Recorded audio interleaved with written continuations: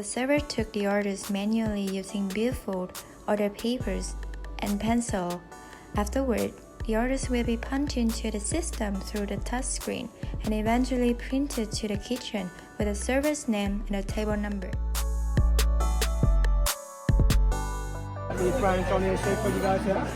The rules of American serving style.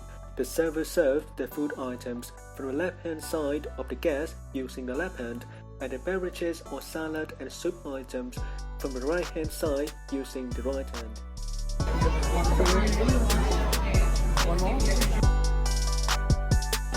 And next one is Caesar salad. Enjoy, guys. Sweet fries for you here. One porcelain, 3 sauces. And you learn you can have some Parmesan cheese on top as well. I will come back to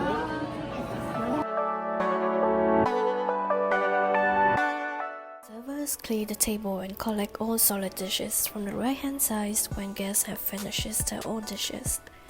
And don't forget to clean the table before serving another meal. Guys, ready to order your dessert? Yeah, we'll have some tea, coffee, and ice cream. Come with your meals, they're free for you. One coffee, please. Coffee, yeah. Vanilla ice cream, yeah.